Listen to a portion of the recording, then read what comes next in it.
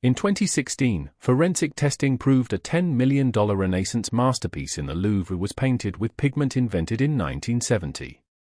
Behind the canvas, investigators found Bredius was not just an art critic.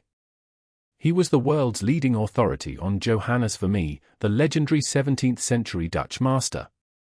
If Bredius said a painting was real, it was worth millions. If he said it was fake, it was worthless. That afternoon, a lawyer presented him with a canvas that had supposedly been hidden in a private family collection for centuries. It was called The Supper at Emmors. Bredius leaned forward. His eye scanned the canvas. He looked at the soft blue hues, the heavy folds of fabric, the delicate light hitting the face of Christ. He ran his magnifying glass over the surface. The paint was hardened. It had fine, spiderweb-like cracks across the varnish, the undeniable mark of 300 years of aging. Bredius began to tremble. Tears filled his eyes. He wrote a paper declaring it not just a real Vermeer, but Vermeer's absolute masterpiece. The Rembrandt Society instantly bought the painting for a price equal to nearly $6 million today. They proudly hung it in the Museum Boijmans van Beuningen in Rotterdam. Millions of visitors walked past it in silent awe. Experts wrote entire books analyzing its brushstrokes. Pattern interrupt, a sudden drop in music, they had no idea they were staring at a trap. And Dr. Bredius didn't know he had just signed the death warrant for his own reputation. Because the Supper at Emmors was not 300 years old. It had been finished just months earlier in a small, shadow-filled studio in the south of France. The man holding the brush was Han van Meegeren. Van Meegeren was a bitter, forgotten Dutch painter. Years earlier, mainstream critics had laughed at his original work, calling his style talentless and outdated. Hurt and desperate for revenge, Van Meegeren made a chilling vow: he wouldn't just prove the critics wrong. He would destroy them. He would create a fake so flawless that the world's top experts would fall on their knees before it. To do that, he needed to solve a scientific puzzle that had stumped counterfeiters for centuries. Old paint hardens over hundreds of years as its oils dry out. If an investigator touches a fake painting with alcohol or turpentine, modern paint dissolves immediately. Ancient paint doesn't move. Van Meegeren spent for years locked in his laboratory, breathing in toxic fumes. He experimented with dangerous chemical mixtures until he found a secret formula, a synthetic resin called bakelite, mixed with raw oil and ancient pigments he bought at outrageous prices. He bought actual 17th-century canvases, scraped off the original paint, and applied his new mixture. Then, he baked the finished paintings in a custom-built oven at exactly 105 degrees Celsius to artificially age the resin. Finally, he rolled the canvas around a wooden cylinder to force real, natural cracks into the hardened surface. It was chemistry disguised as genius. Fast forward to May 1945. World War II in Europe had just ended. Allied forces were sweeping through Germany, searching for stolen treasures hidden by the Nazi regime. Our engagement beat, but the strangest part of this interrogation was still to come. Inside an Austrian salt mine, Allied Captain Harry Anderson made a breathtaking discovery. Hidden deep underground was the private art collection of Reichsmarschall Hermann Göring, Nazi Germany's second-in-command. Among Göring's hoard of looted treasures was a previously unknown masterpiece by Johannes Vermeer, titled Christ with the Adulteress. Captain Anderson traced the paper trail. Göring had purchased the painting for an astonishing 1.65 million guilders, the equivalent of tens of millions today. And the seller was a wealthy, eccentric art dealer living in Amsterdam, Han van Meegeren. In May 1945, Dutch military police broke down Van Meegeren's door. They arrested him on the spot. But they didn't charge him with forgery. They charged him with high treason, collaborating with the enemy and selling a priceless Dutch national heritage item to a high-ranking Nazi monster.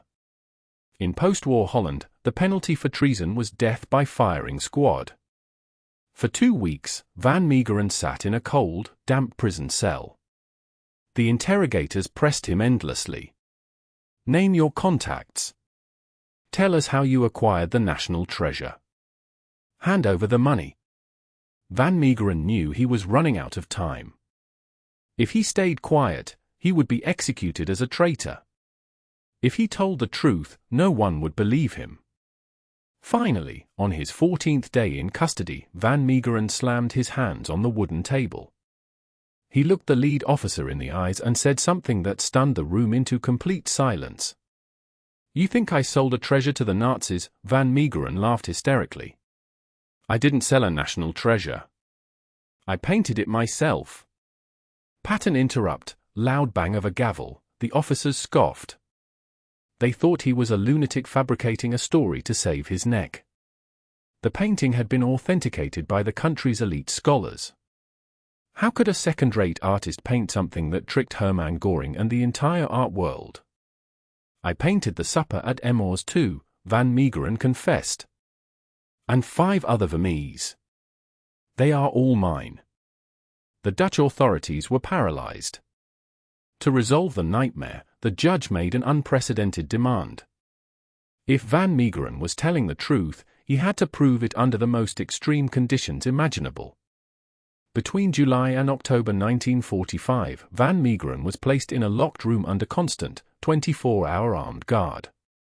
6 eyewitnesses, art experts, police officers, and reporters watched his every movement through glass windows. Using his toxic resins, ancient pigments, and portable oven, Van Meegeren began to paint his final piece, Jesus Among the Doctors. Day by day, the onlookers watched in sheer horror. The brushstrokes matched. The colors matched. The illusion was born right in front of their eyes. When the painting was finished, the legal team realized the terrible truth. Van Meegeren was not a traitor who had sold out his country. He was a master trickster who had swindled the most powerful Nazi in the world, handing Göring a worthless piece of painted plastic in exchange for real gold. Overnight, Van Meegeren became a national hero. Eye engagement beat, what investigators discovered during these tests would forever break humanity's trust in art. When news of the trial broke, a dark wave of panic crashed through the museum world. If Van Meegeren could fool the world's top experts so completely, what else was fake? Scientific teams rushed into galleries across Europe and America. They began taking microsamples from canvases. They used X-rays, chemical solvents, and carbon dating. The results were catastrophic. Works attributed to Rembrandt, Titian, and Monet began failing basic laboratory tests. In some cases, the paint layers contained pigments that were not invented until centuries after the artists were dead. In 1970, art historian Thomas Hoving, the former director of the Metropolitan Museum of Art in New York, made a terrifying estimate. He stated that up to 40% of all major artworks offered on the global market were either total fakes or heavily altered forgeries. And the problem hasn't gone away. It has evolved. Modern forgers use high-tech spectrometry, vintage canvases bought from online auctions, and artificially aged materials that bypass basic laboratory checks. When a high-level forgery enters a prestigious gallery, it creates a deadly economic domino effect. If a museum admits that a $50 million painting hanging in its central hall is a fraud, its reputation is destroyed. Investors pull their funding. Board members resign. Insurance companies pull out. Because of this, many museum directors face an unthinkable choice. When evidence emerges that a prized painting might be a modern fake, some quietly shelve the scientific reports. They keep the painting on display. They let the velvet rope stay up. They let the soft gallery lights shine down on a lie. Van Meegeren died of a heart attack shortly after his trial, leaving behind a poisoned legacy. Before his death, he boasted that several of his paintings had been sold to anonymous collectors through shell companies, paintings that were never accounted for during his trial. Somewhere, right now, a visitor is standing in a quiet, climate-controlled gallery. They are looking at a masterwork, feeling a deep, emotional connection to history, believing they are staring into the soul of a genius who lived hundreds of years ago. when in reality they are looking at the work of a phantom. Look closely at the next ancient painting you see. The cracks in the varnish, the deep shadows, the faded signature in the corner. How can you ever really know if you are looking at history or looking at an illusion? If you love dark mysteries that uncover the hidden truths of history, hit the subscribe button and turn on notifications. Nocturne Files will return with another file soon.